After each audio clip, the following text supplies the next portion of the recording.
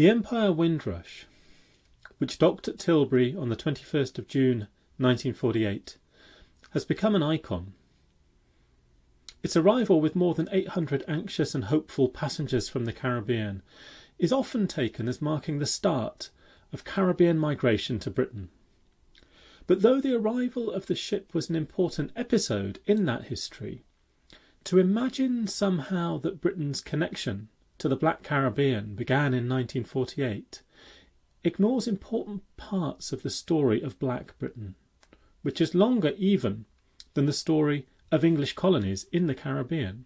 There had been black men and women in Tudor England, and the connections between the British Isles and its slave-run sugar colonies led inevitably to the establishment of black populations, especially in port cities like Bristol or Liverpool, London.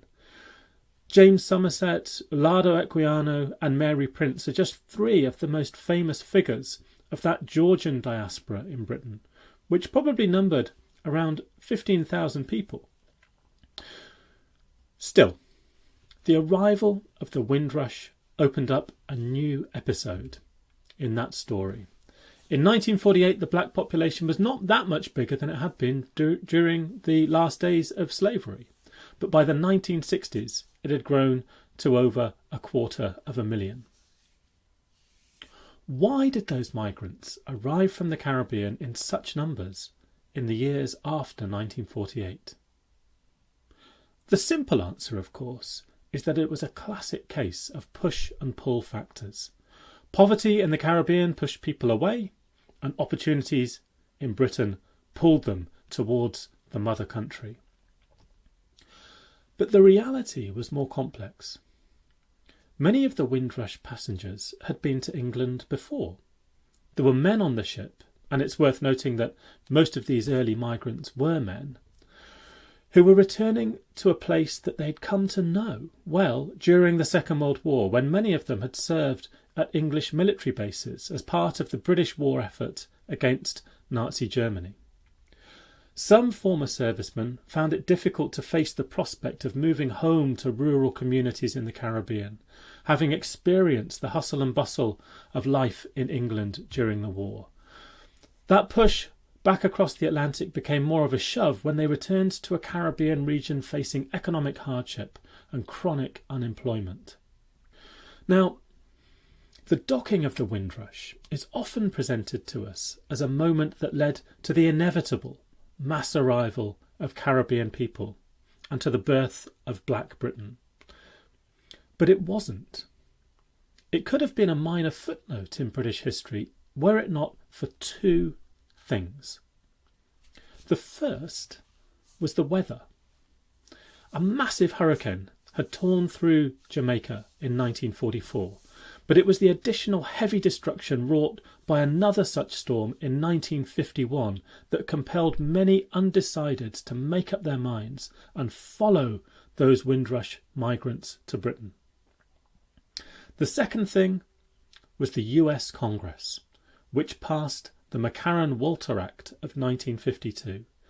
That act more or less halted migration from the Caribbean to the United States, at a time when West Indians frequently sought work in the United States, which of course was closer than the UK and had long been a destination for Caribbean economic migrants.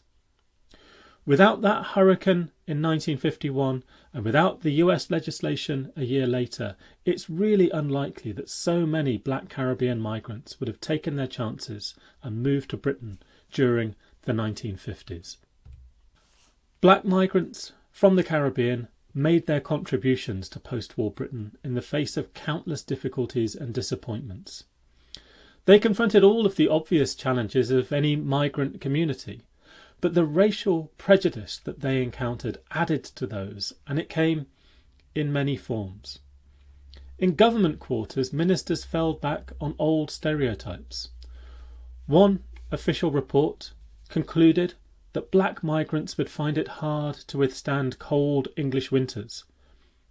That was despite the fact that black people had been withstanding the English weather for centuries, and that this consideration had not stopped the government recruiting black Caribbean aircrew to fly freezing cold missions over Germany during the war. The real reason for official reticence was simple colour prejudice, a deep-seated aversion to the prospect of Britain having a large and permanent black population. Some of the work that was available to these new migrants was that was involved in physically rebuilding Britain after the war, replacing roads, building houses and other buildings that had been destroyed by the Blitz. But the work shortages went much further. In 1946, the Government Working Party determined that the British economy required more than 1 million new workers to make up shortfalls in the post-war labour force. And by 1949, a British Royal Commission report stated that the country needed to attract 140,000 new immigrants each year in order to meet the demands of the growing economy. The colonies represented one ready supply of labour power for the British economy. Even so, the post-war Labour government did not encourage economic migration by black British workers from the Caribbean, preferring instead to recruit foreign white workers from places like Poland or the Ukraine, as well as Irish labourers and migrants from the white dominions, places like Canada and Australia. The government actively discouraged Caribbean migration, even sending an official to the region to dispel rumours that work was plentiful in England. The mission of that official, however, was severely undermined by the very Britishness of the Caribbean, where people could simply pick up and read British newspapers full of job advertisements for posts in London, Birmingham, Leeds and Manchester. Once black people started to respond to those obvious and ample opportunities, some employers jumped on the opportunity and started to recruit much-needed workers from the Caribbean. So, for instance, London Transport forwarded loans to Barbadian migrants to help them cross the Atlantic. Other employers, including the British Hotels and Restaurants Association, actively recruited from the Caribbean in just the same way. Many black migrants to Britain also found work in the newly founded NHS, working in hospitals as porters, cleaners and kitchen staff and as nurses. They did a huge variety of work, helping to rebuild Britain, literally and figuratively, in these post-war decades. Most of the new Caribbean migrants had little option other than to take relatively low-paid jobs. That was in part because of the prejudices of many employers who believed the deep-seated myths dating from the era of slavery that black people were naturally suited to menial labour. It was also part of the twin dynamics of racism and of a booming economy. By the late 1950s, the British economy was doing well, with many opportunities for white Britons to increase their wages and aspire to better jobs. As the Conservative Prime Minister, Harold Macmillan, declared in 1957, "Most of our people have never had it so good." Black people generally did not have it quite so good, however, and were more often forced to pick up those low-paid and undesirable jobs that aspiring white Britons refused to do. Even in these prosperous times, there were white employers who turned down black applicants without even an interview. Many employers were reluctant to allow black people to join apprenticeship schemes or to join training programmes, and that was partly due to pressure from the trade unions.